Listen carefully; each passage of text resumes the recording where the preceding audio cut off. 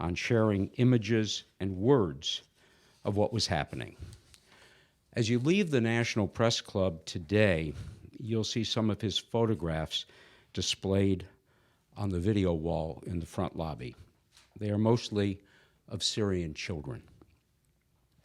The National Press Club and other organizations represented here, including McClatchy, the Washington Post, Reporters Without Borders, and the Committee to Protect Journalists, among others, have supported Austin's family, which has engaged tirelessly for more than 7 years to advocate for Austin and to bring him safely home. Last year, we launched a public awareness campaign called Night Out for Austin Tice, organizing events at some 80 restaurants in 13 states and the District of Columbia. Thousands of people learned that evening about Austin for the first time. Millions more read about him in newspaper ads, articles, and op-eds, and heard the Tices tell their story in dozens of radio and television interviews. That effort raised awareness across the country and added some $60,000 to the FBI's $1 million reward fund for information leading to his safe return. We are told this effort led to increased leads to the FBI. It was a success in every respect but one: Austin remains detained. So today, we are announcing a second Night Out for Austin Tice, which will take place on April 29, 2020. We're hoping to have at least one Night Out program in all 50 states this year, and we're exploring additional ways to partner with more businesses to share Austin's story. 3 of Austin's siblings will serve as co-chairs of this year's Night Out campaign: Megan Malone and Naomi Tice of Houston, and Jacob Tice of Tacoma, Washington. The date again is Wednesday, April 29th. More details will be available online at nightoutforaustin.com. No one has done more to help bring Austin home than his parents, Mark and Debra Tice. We're honored to have Austin's mom, Debra, with us today. Debra, Mark, and Austin are all honorary members of the National Press Club. They are family. Debra is here to offer an update on her son's case. Afterward, we'll take questions. Please join me in welcoming Debra Tice.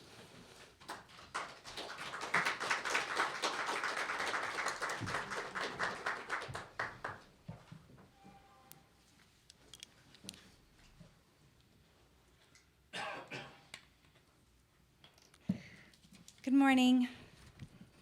Thank you, Mike. Thank you for that introduction. Thank you all for being here. It's great to be at the National Press Club. I'm grateful to have this opportunity to speak with you about my son, your colleague, Austin Tice.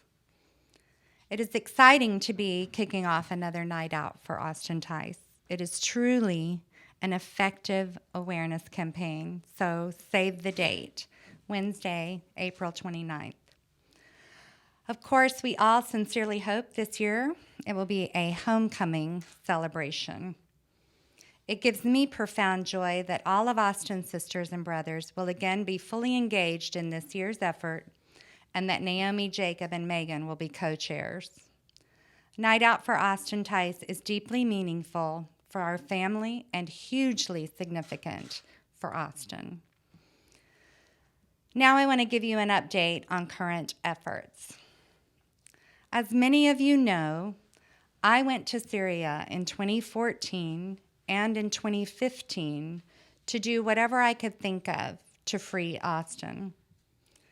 In 2012, Austin spent 83 days on the ground reporting from Syria. Coincidentally, in 2014, I spent 83 days in Damascus searching for information about Austin. Not only was I asking on the street, reaching out to the International Red Cross Red Crescent and the Syrian Red Crescent, and meeting with the ambassadors to Syria from the Vatican, the Czech Republic, and others. I was also contacting officials of the Syrian government, asking for meetings to plead for help. I was reaching out every day. I did have some meetings, but others were far more difficult. Finally, after 6 weeks of what I call my mosquito method, reaching out every day, 6 weeks of daily phone calls, I was given a message from a highly placed Syrian official. This is a quote: "I will not meet with the mother. Send a United States government official of appropriate title." Since that day, in March of 2014, almost 6 years ago, when Mark and I shared that message with the United States government, it is the only thing we have been asking on Austin's behalf: a meeting, direct engagement with those best positioned to secure Austin's safe release. We have no capacity for understanding why this request has not been met. Almost 6 years ago, the Syrian government opened the door for a discussion. We believe this is quite possibly the simplest request that could be made in Austin's situation. We have been making this ask on behalf of Austin through all the proper channels of 2 administrations. Obviously, Barack Obama was unsuccessful. We know things are very different with the current administration. President Trump is committed to bringing Americans home and has proven that commitment through action. We know that commitment extends to our son, your colleague, Austin. The president has directed his team to make it happen. We know with certainty there are those in his administration who are working to make this essential meeting happen. Apparently, somewhere in the chain, there is a senior U.S. government official who is hesitating or stalling. There is no possible way for me to understand why anyone would defy the president's will and choose to leave our beloved son, who put his life on the line serving this country 3 tours as a Marine Corps officer. Why would they choose to leave him waiting in captivity instead of taking the necessary steps to get this critical discussion underway? I strongly believe this engagement can happen very soon. President Trump will be giving the State of the Union address next Tuesday, February 4th. It would be great good news for the president to be able to announce the safe release of Austin Tice. I am reasonably hopeful this can happen. With many thanks to the National Press Club and the Press Club Institute, last year was a big year for Austin. In May, the Night Out for Austin, followed in September with the Ask About Austin Tice campaign on Capitol Hill, helped create sustained momentum. Your work makes a difference for Austin. Ask about him. Keep at it. Be relentless. In November, the Georgetown School of Foreign Service created a great deal of positive outreach for Austin when they awarded him one of only 3 Centennial Honors for Service to others. From phone calls and meetings with our government team, I know there has been progress. We must push through whatever is holding us back and meet this reasonable ask. Austin is waiting. We are ready. The time is now. Thank you all again for being here. I will take a few questions. Okay, I'm just going to ask if you're comfortable when we take your question, if you don't mind introducing yourself to Debra. And I'd like to acknowledge in the room with us the Executive Director of the National Press Club, Bill McCarran, and the Executive Director of the National Press Club Journalism Institute, Julie Moose.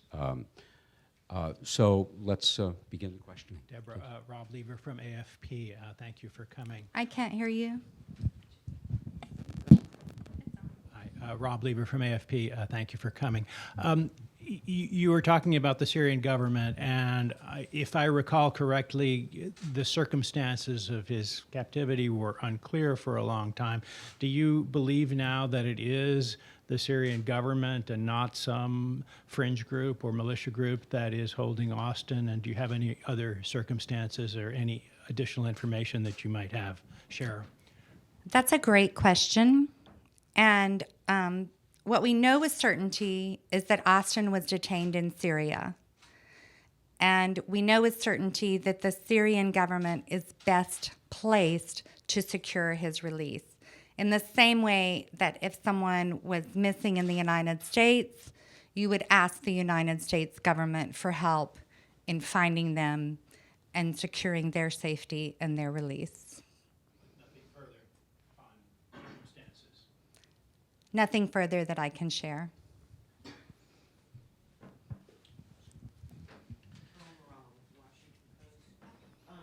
Debra, why do you believe that someone in the Trump administration is preventing these discussions, and will you identify him or her? And if not, why not? If you're dropping out here in public that someone, a senior administration official, is preventing a meeting from happening, why not call him or her out? Who is it? To your last question about calling out, I can't be certain about who it is. Whoever it is knows who they are, and that's the best calling out that I can do. Whoever you are, stand down or stand up for Austin, one or the other. We've been through this before with the previous administration where we were making progress and we got very close, and it was only after they were gone that we realized it had been a senior official that had been the obstacle. So I think the most important thing to focus on is the president has the will. He's called for action for Austin. Let's go. Or as we now say, as brave Americans, let's roll.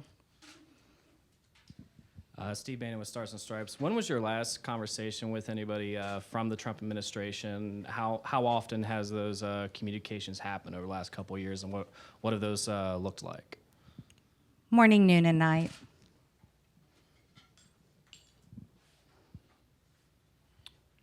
Other questions in the back? Ms. Tice, I'm James Meek with ABC News. Just a quick. I can't hear you. I'm James Meek with ABC News. Okay. Thank you for being here today. The message that you got from the senior Syrian official, what was the date of that message? I was unclear whether it was 2014 or 2015. You were That in was Syria? 2014, and it was in March. And we kept pretty good notes about my time in Syria, and it was around March 27th. I'm sorry, were you in 2014. Damascus, remind me? Say it again. Where were you in Syria at that time? Damascus. The whole time I was in Syria, I was in Damascus. Thank you.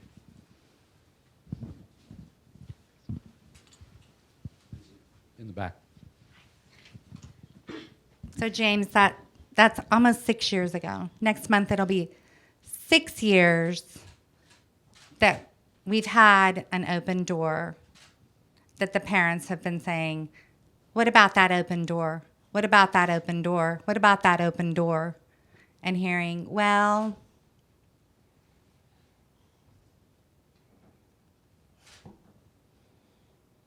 it's appalling. Hi, Mrs. Tice. Thank you so much for doing this today. Allie Rogan with the PBS NewsHour. Allie Rogan with the PBS NewsHour. I wanted to know, do you believe that it is the same person who, under both the Trump and the Obama administrations, have been holding up this request? And can you characterize at all where those conversations, when the Obama administration came to a close, where were they? How close were you? Those are great questions. You're a good journalist. I can't answer all of your questions. We feel that we were very close. We know it was a senior official, and we're concerned that that's the situation we have now. I'd love to say more, believe me, I would love to say more. But I think having a wall between me knowing is probably a safety measure. Are you suggesting that someone from the White House or the administration told you that this is being blocked? Are you suggesting I that can't someone from answer the White that. House told you this is being blocked? No.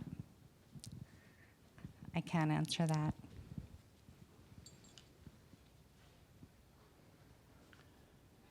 Any other questions?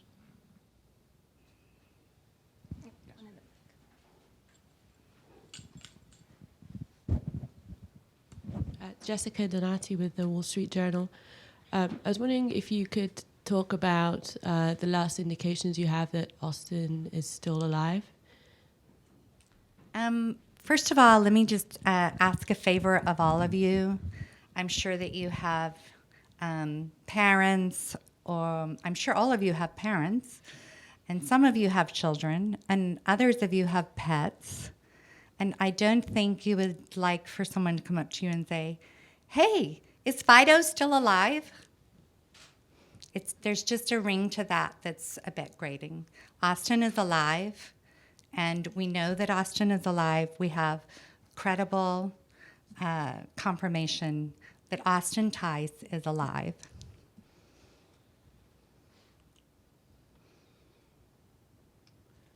Any other questions? Okay. Debra, thank you Thank you, Mike. for joining us today. Thank all of you for coming out. We appreciate your time.